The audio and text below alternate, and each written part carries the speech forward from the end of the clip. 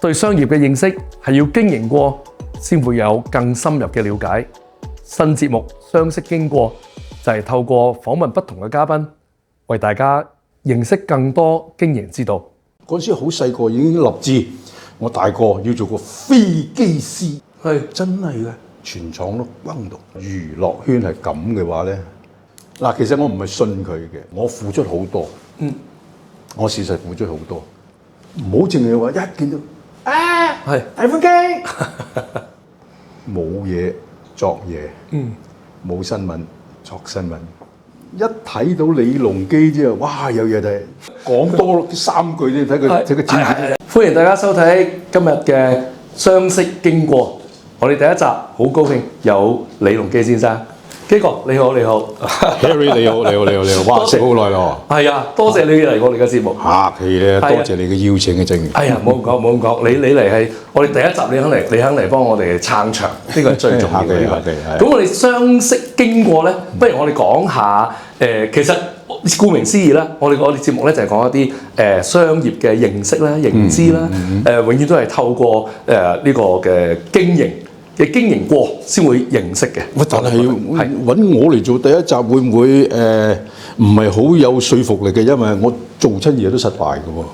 唔係咁講，真係嘅喎。唔係咁講，你好多嘢成功，你好多嘢成功。我哋等啲後輩都可以學下嘢，即係等我哋亦都學下嘢。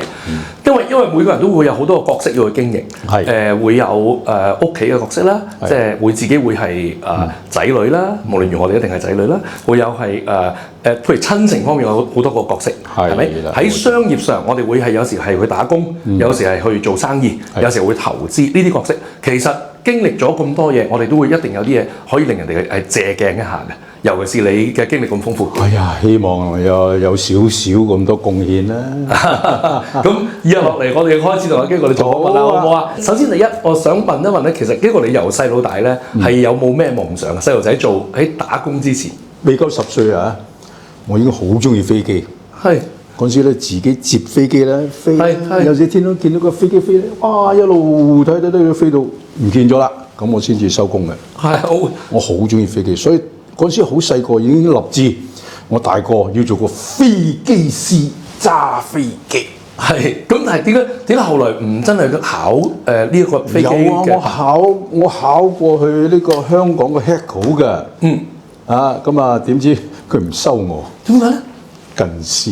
哦，明白。係啊，當陣時原來近視係做唔到飛機師嘅。但戴眼鏡都唔得嘅。唔得。OK， 咁但係嗰個時候未有咩激光矯視，所以冇辦法啦。又冇呢個隱形眼鏡，乜都冇。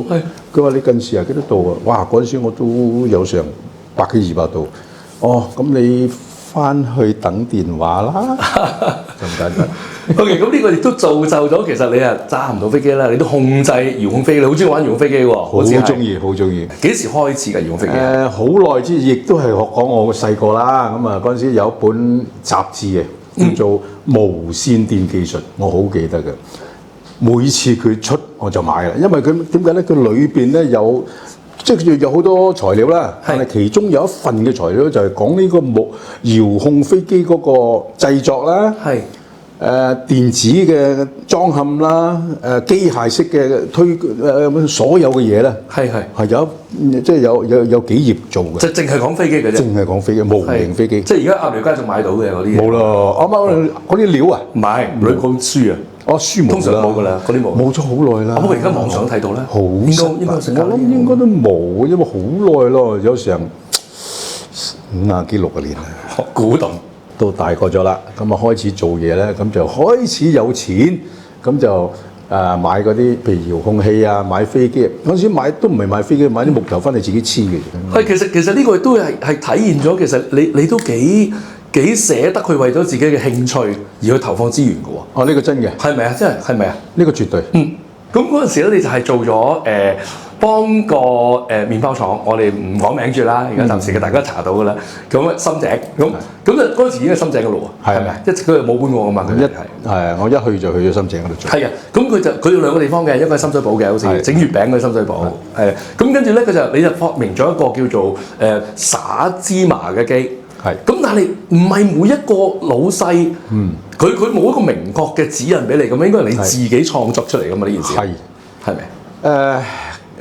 咁講起上嚟咧，就都要慢慢堆積嘅。係堆積嘅。點解咧？因為我一入去嗰陣時咧，冇人知我仲識咩噶嘛。我只不過係走去應徵一個叫做油屎仔嘅咁嘅工種啫嘛。咩叫油屎仔咧？觀眾唔知㗎，觀眾唔知㗎。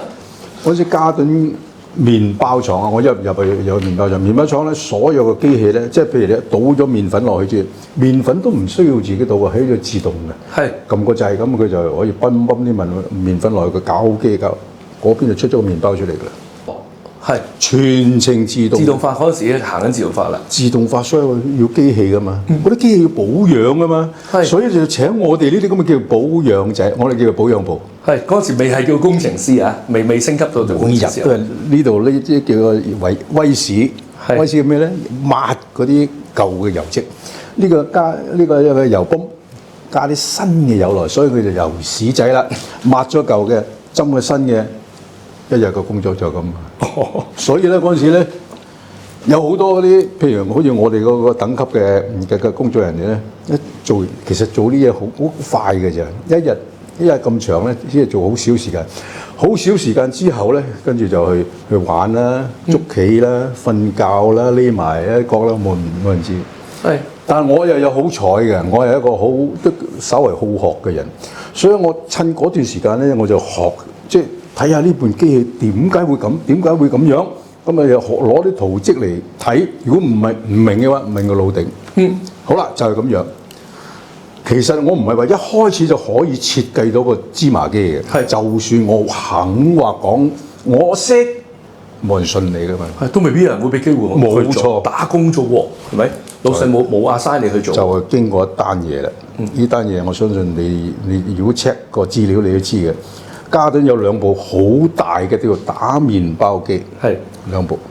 一設廠嗰陣已經有兩部，因為點解咧？嗰個源頭嚟噶嘛，係打麵粉，係一彎咗，後邊咧完全停工，所以佢就設計咗兩部嘅。呢部開下，呢部開下，呢部開下。若然呢部冧咗，呢部即刻上。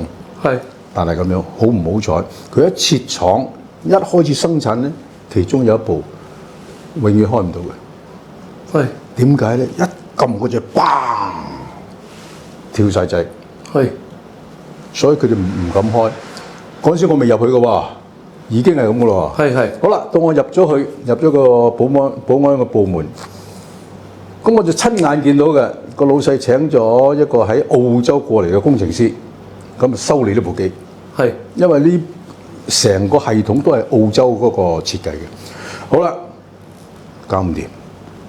卒之時間到啦，個澳洲工程師飛翻去呢個澳洲。咁但係你呢間廠咧，全球都有嘅。咁我老細咧就喺日本嗰度，因為日本啲機器都幾先進㗎。係當時好先進啦，亦都有呢間廠嘅。係喺日本請咗個日本嘅工程師，我好記得佢。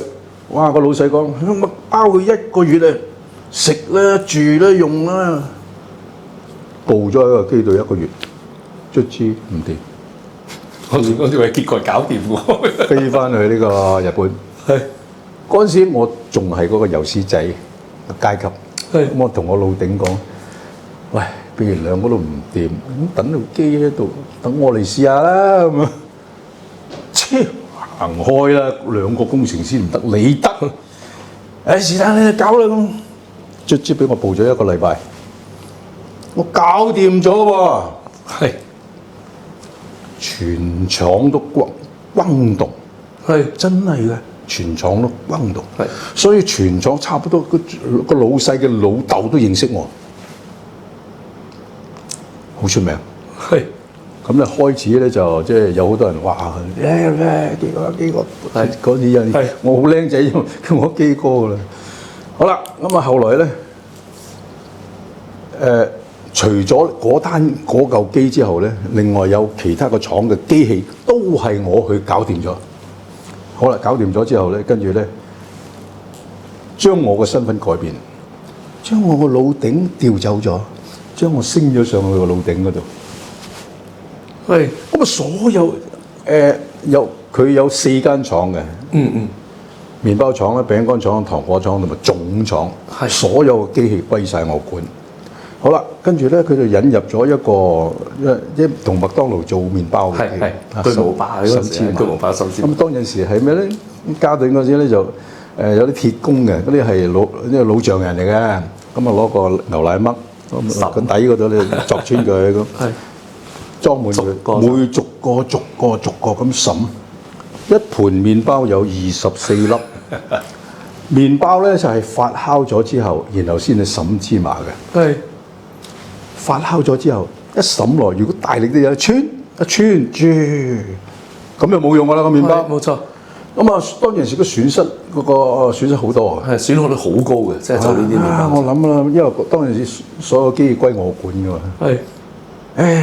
等我諗計啊，卒之我就諗咗好耐，設計咗一個滲芝麻機。咁啊，撳一個就計啫，砰，24粒滿晒，冇穿，又係轟動呢個成個麵包廠，所有業界都知道呢單嘢，係犀利。係，所以呢個就真係其實係等於經營緊自己一個工作嘅生涯。冇錯。係點樣去做？好多時候就唔好怕蝕底，要去試。冇錯。所以我哋真係嗱經營啊，正話你哋講，其實我都諗下，真係㗎，我都係一向都係好小心翼翼咁經營我嘅人生。我入家都唔怕啦，唔怕講啦，到大家都知喺網上。我入嘉頓咧，同好多嗰陣有成10個呢啲即係叫做保養工，一樣嘅身份啫嘛。係。點解佢哋唔可以去經營好佢哋嗰個？冇錯。佢哋嗰個生活啦，或者係佢哋嗰個人生咧，或者佢嘅角色咧，佢嘅角色經營得唔好，點解會哋脫穎而出咧？抹完油之後，就去捉棋啦，瞓啲覺啦。係。有啲直情走，因為佢哋近海邊，走去釣魚，浪費晒佢嘅人生。因為佢哋好後生啫嘛，個個都當陣時我都好後生嘅啫。你咁都好後生，我都好慶幸，我自己都即係有啲咁嘅感覺，係需要經營人生。係啊，其實當年冇經營呢個字㗎，冇嘅，人生去經營一個角色，經營一段關係，當時係冇嘅。經營係近年，即係近呢幾十年裏邊就講嘅嘢。好啦，咁啊基哥嗰陣時，你個角色已經係經營得咁好㗎啦，即係你嗰個打工個角色，即係已經由一個油屎仔去升咗做一個工程師啦。咁管晒全廠嘅麵包機啦。咁唔止麵包機，所有機器都關你事。餅乾機啦、糖果機啦，係啦，月餅機啦，所有嘅包裝，即係總之係機器都係關我事。咁所以呢一個你已經做得好好，當時係其實好多人已經好滿足㗎啦。如果當時有一份咁樣嘅工嚇，生活好穩定。但係點解當時咧又會去轉咗另一個跑道，去經營另一個身份？即係當然我哋大家都知道啦，星寶之夜，但係要好大嘅勇氣去做呢件事㗎喎。若然當年我係知道娛樂圈係乜嘢啊？娛樂圈啊，呢幾個字3個字好緊要。若然我知道係娛樂圈係咁嘅話咧，一定冇我份。點解啊？因為其實我自己好明白我自己嗰個性格啊、感受，或者係待人處事啊，我係唔係好適合呢個娛樂圈，唔係好適合嘅。喺我呢個機器生涯裏邊，同埋呢個演唱生涯或者係藝術，咁當陣時其實真係啱啱嚟到一個分岔路口嘅。機器廠嘅老細，唔係嗰個麵包廠嘅老細，同我講：嗱，我而家派你過日本，派我過日本讀半年書，讀機器。翻到嚟之後咧，你又同我簽約，幾多年唔走得㗎？嗱，我哋當然啦，我哋有俾幾多薪啊？呢個條件一定好好先至咁吸引你，俾你讀書，俾你翻嚟做嘢。若然我真係了解娛樂圈咧，我唔會簽。但回顧翻咧，譬如今日我哋回顧翻個睇翻咁耐以嚟喺娛樂圈裏邊嘅發展咧，佢俾到你嘅嘢啦，你都覺得當日唔會做呢件事？如果俾你重新揀過，咁又唔會喎，因為點解咧？我自從一決定咗，好啦，我走呢條路，我走呢條路，好啦。咁我就講真又係講經營自己。我覺得咁我有機會拍戲嘅喎，所以當陣時我其實係非常之咁努力。係作為一個藝人，你又點睇？譬如有兩種情況選擇啊，一種咧就係我靜靜地冇乜新聞，一種咧就係哇有啲負面新聞都好過冇新聞，就係咁。咁呢個係你會點樣去睇呢件事啊？作為一個藝人，嗱，我就唔知道第二即係或者其他嘅人係點去睇，但係站喺我自己嘅立場咧，我由頭到尾咧，我唔覺得需要搞啲咩新聞嘅，我唔覺得嘅。係，我覺得你唔嗱老實講，我哋娛樂圈其實都係一個職業嚟嘅。係，你喺你嘅職業裏邊做好成績出嚟就得㗎啦，無需要咩正面負面。老實講，若果你係優秀嘅話，一定好多好嘅新聞。無需要搞啲咩，甚至乎有啲人即係搞啲負面嘅新聞，話自殺咧、跳樓咧，係冇意思嘅。真係我即係站喺我嘅立場啊，我就唔中意嘅。我覺得冇咁嘅需要，只不過係你做好咗，人哋覺得你好，一定有人睇到，有人睇到就一定有人同你報導。但係好多人都會認為其實啊，就算我博宣傳啦，我又話同邊個啲女星啊，又同邊個公子哥兒拍拖，跟住又人哋又出嚟澄清啊，我同佢冇關係㗎咁。呢啲咁嘅新聞啊嘛，即係寧願做而家都好得意㗎嘛，我寧願去做小三。等我有啲新聞嚟到捧紅我自己先咁，係咪有呢類型咁嘅嘢嘛？咁嗰啲人就會認為負面都好啲，都好咁樣噶嘛，佢哋會。咁你會點睇呢一種事？你唔應該唔鼓勵定係你覺得無可厚非？佢哋都可以。我絕對就唔鼓勵嘅，我唔鼓勵。但係咁樣即係其實呢種咁嘅呢種嘅心態咧，好危險，我覺得。你站喺一個好即係好窄嘅地方，走鋼線，一係跌喺呢邊，一係跌喺嗰邊。係冇錯。當然真係會有人走紅嘅，但係為數好少。我明白，但係你要明白，而家呢個娛樂圈或者個傳媒嘅生態，佢本身就係佢哋報憂不報喜。你有咩好嘢？你寫到咩新歌？你有啲咩好事做咗？你有咩探訪老人院啊？你做咗咩慈善嘢？冇人講嘅。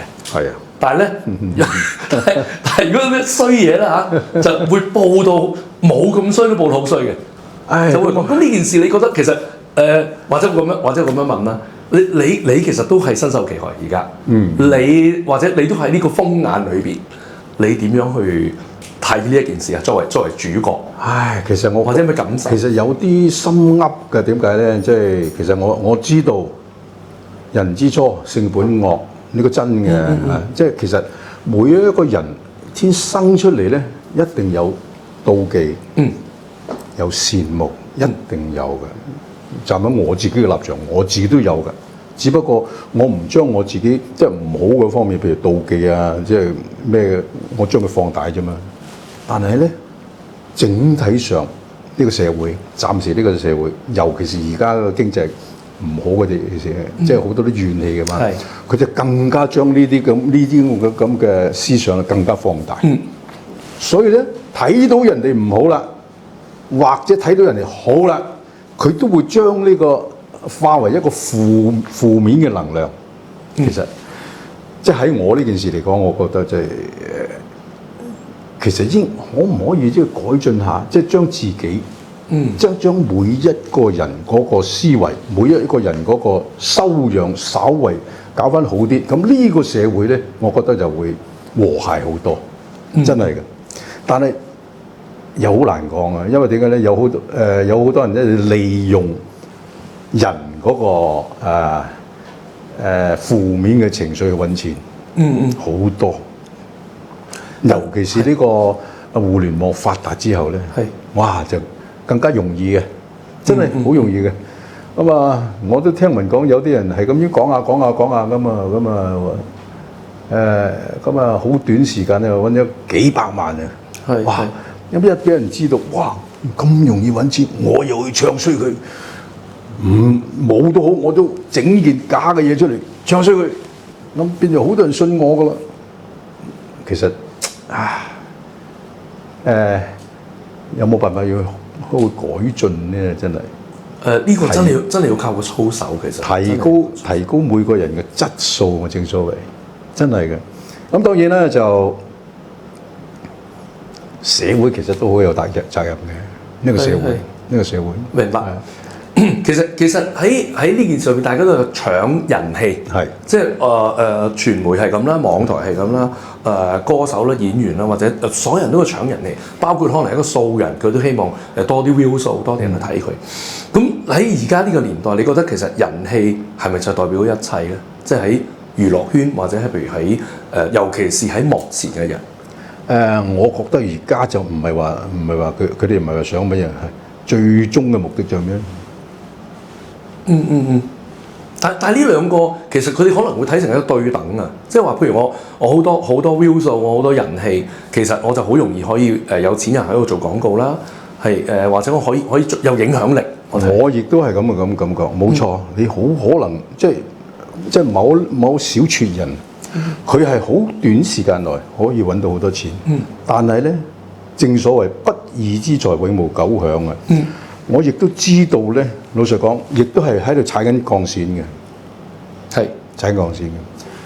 咁啊，亦都有我都質問過有啲咁嘅，即係利用呢種咁嘅方法揾錢嘅人咧，而家已經係瀕臨破產啊！俾人告啊！因為點解咧？講真咧，其實真係嘅不良嘅言行咧，其實分分鐘係會構成呢個罪行，係絕對可以嘅。只不過睇下你去到邊個程度。所以其實呢個都可以作為一個，即係你呢個事件都可以作為一個對各方面一個教材，即係無論對幕前啦、對傳媒啦，或者係對好多報道嘅人啦，係咪都有啲人已經得到教訓啦？係又或者你亦都喺裏邊嘅承受咗咁多個壓力咧，我哋咁講啦。咁所以呢件事對你嚟講，即係而家你個感覺係。希望佢盡快完啦，唔係還是係希望好多人認為係咁噶嘛？哇！你借呢啲事嚟搏出鏡啊，嚟到經營個形象，嚟到經營個品牌咁，所以就俾咗好多冠咗好多名俾你啦咁樣。咁佢成功啦，佢呢次咁個個都係咁講喎。咁你點睇啊呢件事？嗱，如果大家即係頭腦稍為清晰一啲咧，就會分析得好清楚。我入咗行40幾50年，即係就嚟50年。我之前有冇利用過任何一種方式去令自己出名，去經營我自己呢個人生，經營呢個咁嘅娛樂事業？冇。正如我正話我同你講，我自己做人嗰個態度就係咩咧？我每一件事，每個 job，我接到嚟，我就會好努力咁去。令到大家對我滿意，我係利用呢一點嘅啫，我唔係利用咩旁門左道咩旁門左道，反而呢件事咧就有好多人咧就藉着我啊，可能藉着我呢個名氣啊，或者咩個新聞炒作到好熱就冇錯，係啊，就可以增加自己嘅收視啊咁樣。佢其實就係為佢自己喺度經營嘅啫嘛。係嘛？咩俾我咩名咩係佢自己俾出嚟嘅啫嘛？我幾十年之前點解唔會有呢啲咁嘅名出現咧？係咪？冇。係。點解而家咁啊？呢個咁嘅自媒體一出現之後，會咁多名出嚟咧？大家真係要用你好清晰嘅頭腦去諗一諗。演藝人尤其是重要，佢個形象。你覺得演藝人嘅真性情、真生活同佢哋嘅嗰個演出個工作係咪應該分得好開㗎？需唔需要？因為以前你記得啊，好多人做偶像啊，或者你啱啱出碟嘅時候啊，嗰啲拍拖收埋嘅咩地下情啊，要嗰啲嘢㗎嘛。而家佢哋又黐翻埋一齊喎，即係而家又我結婚啦，即係偶像都可以結婚啦。而家係咪改變咗其實成個娛樂圈嘅生態？你點睇啊？而家係咪需要將私生活同埋佢嘅工作？或者佢嘅形象同佢真性情要分開嘅咧，其實到而家嚟講，呢一個娛樂圈，講真咧，其實我一向都係咁講。娛樂圈只不過係一份工作嚟嘅啫嘛。係嘛？係一份工作嚟嘅。我唔覺得係需要將即係自己嘅私生活就混埋一體。去經營，冇需要嘅，冇需要。所以其實係我哋俾即係你哋娛樂圈或者譬如你哋目前去俾嘅就係，譬如我聲色藝啊，即係我有樣靚啦，聲要靚啦，可能個藝術要好高啦，咁咪得到人尊重咯，得到有呢個機會咯，係咪？咁但係始終娛樂圈都係一個講形象、講包裝嘅嘢。娛樂圈嘅人咧，點解會即係咁多人報導咩？其實咧就好多即所有嘅普通人，事實係每一個人好奇心係好重嘅，呢個真嘅。好希望知道嚇，除咗你識唱歌，你識跳舞，咦？你嘅私生活又點咧？佢哋好想知，所以就產生咗呢一種咁嘅另外一種嘅報導出嚟。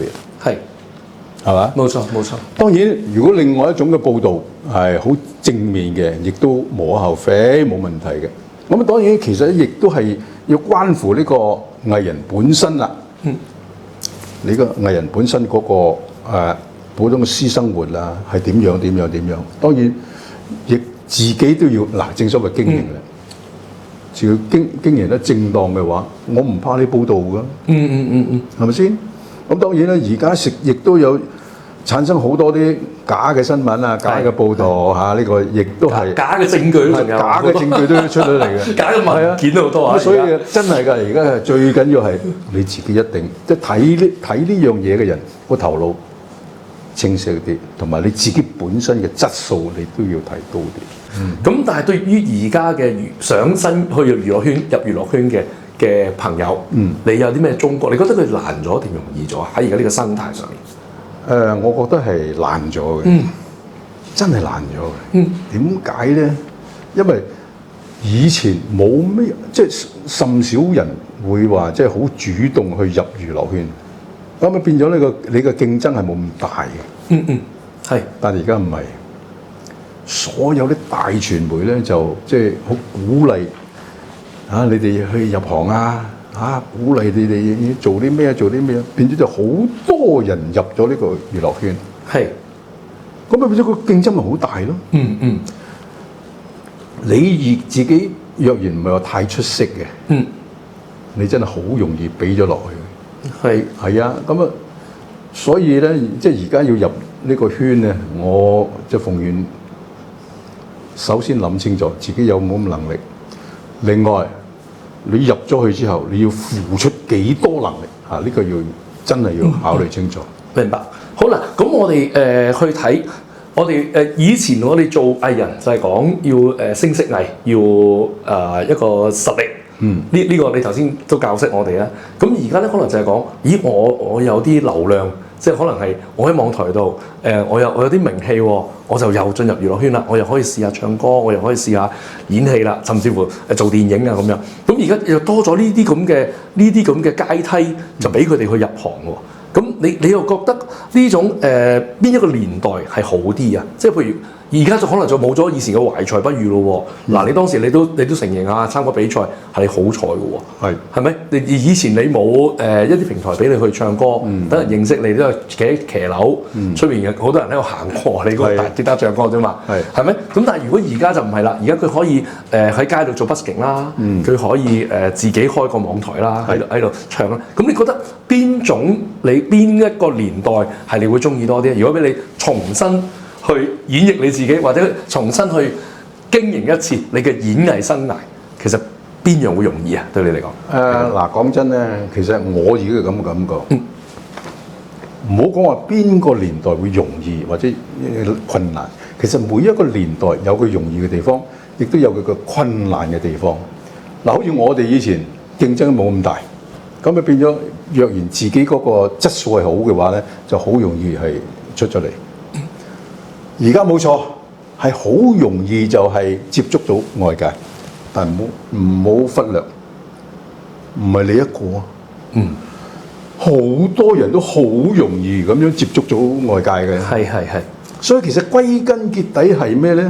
就係你自己本身嘅質素，你自己嘅能力，係嘛？冇錯，以前咧，只不過我哋兩三個一齊出嚟咁啊拼搏，但係而家唔係300個一齊。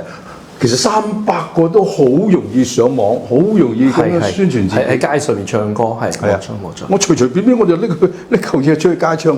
係，但係講真，你得啫，300個係就好大量嘅用。所以其實嗰個困難度亦都好大。嗱，基哥，而家你經歷咗咁多風雨啦，即係咁長嘅時間嘅歷練啦，又近期咁多風雨啦，咁到今時今日嘅李龍基呢3個字呢個品牌，你覺得最寶貴嘅係乜嘢？你最唔願意、最唔能夠失去嘅係乜嘢？喺你經營呢個品牌裏邊到今日啦，呢個金質招牌。咁其實乜都假嘅。嗱，我由頭到尾都係覺得你自己嘅實力。你自己嘅實力，你自己喺眾人面前個表現係乜嘢？好啦，我經過咗有一段時間，其實我有一段時間係好困惑，咁啊令到我自己嘅健康啦、聲線啦，同埋表現嘅方式嘅都係好困惑嘅。係呢個叫公關嘅問題啦，或者呢個對外嘅，其實你背後有冇朋友幫你或者教你㗎？譬如喺好多傳媒前面去講嘢啊，譬如有啲嘢，喂，呢啲唔好講啊，呢啲講起嚟人哋又做第二啲新聞啊，講呢幾句説話又好難聽啊，會唔會有咁啊？或者你自己一個處理㗎？會有。喺啱今朝早先有一個製作人打電話俾我，好耐，因為點解咧？佢亦都係即係因為我呢單嘢咧，即係停止咗幫我做嘢好耐啦。今日打電話嚟俾我，得㗎啦，而家即係差唔多都平日時啲又嚟過啦。不過我都勸你，喂，你盡量都係唔好講咁多嘢啦，嚇！咩？我好明白㗎啦，係嘛？我話已經推晒㗎啦，係魔術師請我先上嚟嘅，真係㗎，我近期我推晒，因為點解咧？我都覺得我盡量少露面咧。嗰啲人冇藉口，冇嘢講啊嘛，冇嘢講就冇人睇佢，冇人睇佢就冇 view 啦。所以我就完全靜晒落嚟。多謝你啊！呢個時候都嚟支持我嘅節目。我明白你噶嘛，因為你同我講即係所以講係想學一啲經營嘅嘢。其實我都好希望嘅，真係㗎。我希望我用我少啲咁多嘅經驗，或者我自己嘅睇法，希望能夠令到觀眾可以真係可以攞到得到得着，有啲得着。我覺得每一個人應該個質素要提高啊！唔好淨係話一見到大寬機。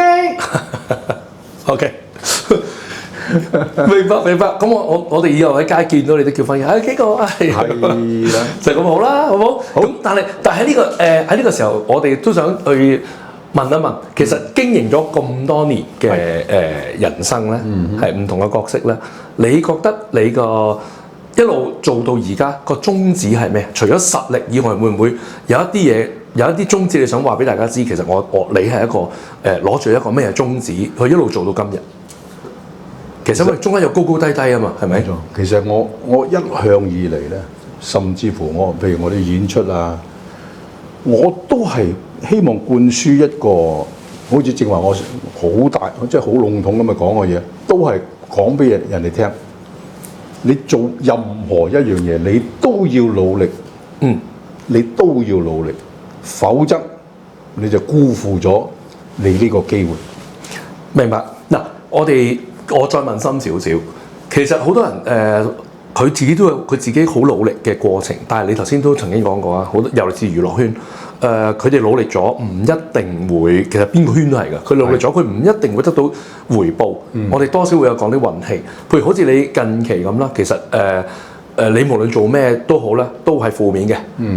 你真係講句咩都好啦，呼吸我都一定有辦法做到你新聞嘅，我都可以話你唔好嘅。即係當跌到一個咁嘅。我哋暫時用而家呢個叫低谷啦，我哋咁點去面對咧？其實好簡單啦。其實即係我係近期先學到嘅嘢，因為老實講，即係活咗幾廿年人，真係原來咁簡單嘅嘢都唔識，低調。仲有問題，唔好俾佢哋即係外界嘅聲音。冇俾佢哋影響咗你嘅心情，影響咗你嘅做人嘅態度。係啊，呢個係我近期學曉嘅，近期啫。哦，呢個真係經驗累積翻嚟喎，係啊，所以令到大家真係學到嘢喎。有好多時候要經歷個低潮，人生先會學到一啲嘅道理。係啊。咁我想問下，咁你點樣放鬆自己而家？我冇嘢嘅，嗱，我完全咧就唔睇嗰啲自媒體，唔完全唔睇，因為點解咧？我都知道好多啲自媒體係咩咧？冇嘢作嘢，冇新聞作新聞，仲有一睇到李隆基之後，哇，有嘢睇。咁成件事其實你會點睇啊？呢啲咁嘢嗱，佢又未必有中傷㗎嚇，有啲人可能未必有中傷，但係佢又一係俾壓力你，一係咧亦都係俾多咗熱度你，你要點？你點去拿捏呢一件事啊？譬如你睇呢一類型嘅報導，我最近就即係，我覺得我自己真係都成長幾叻下嘅，係啊，即係點叻法咧？完全唔睇，當冇嘢發生嚇。我有嘢就做，努力去做，好似唱歌咁啊嚇！我會盡量諗下方法，令到啲觀眾好開心。係個互動性再強啲，係咪？好啦，冇嘢做，我努力去玩。好，俾我喺最後呢一個環節，我問少少感情嘅問題。到而家其實你對感情仲會唔會有新嘅期望啊？都唔係老實講句，70幾歲啦我，今年75啦，差唔冇啦，即係諗住都係開開心心咁。我真係話唔埋，因為點解咧？最近我真係睇得好快。最近有喺我身邊好多朋友，有一個哇都好好嘅，我上年仲同佢去呢個泰國嗰度登台，係做個話劇，60歲唔夠，好多有幾個朋友都係。有啲係60幾，有啲真係㗎40幾。我今年70幾，真係好開心。係咪？不過感情都控制唔到嘅喎，會唔會可以咁講啊？若然講真啦，真係有緣分。我唔想人哋覺得你今日又捉住呢句，我又跟住又話啊！如果你有一日又再拍拖，嗱，又攞翻呢句嚟講。我亦都好相信呢個上天嘅安排。上天嘅安排。到時哇！你死啦！我真係愛到佢了不得嘅，冇計，係上天嘅安排。所以咧，嗱，你而家問我，所以凡事都我哋唔閂晒後門啊嘛。冇錯，我呢個此刻嘅心情啫嘛。我呢此刻嘅心情真係心如止水，呢個真嘅。但係我哋怕日後俾人攞翻剪翻呢段，唔剪呢一句喎，冇所謂啦。咁啊係，所以我係講多3句先睇佢剪。心如止水，心如止水，心如止水。剪啦，咁好啦，咁今日多謝晒基哥嚟我哋個節目啦。咁希望大家可以分享到，或者喺基哥咁多年裏邊嘅經歷，嗰個經營嘅人生嗰個歷練咧，我哋喺裏邊攞到一啲知識，同埋學到一啲嘢。咁無論點都好，大家中意嘅就可以撳 like 或者 comment， 同埋就係記得 subscribe。好多謝大家，多謝基哥。我客氣，多謝。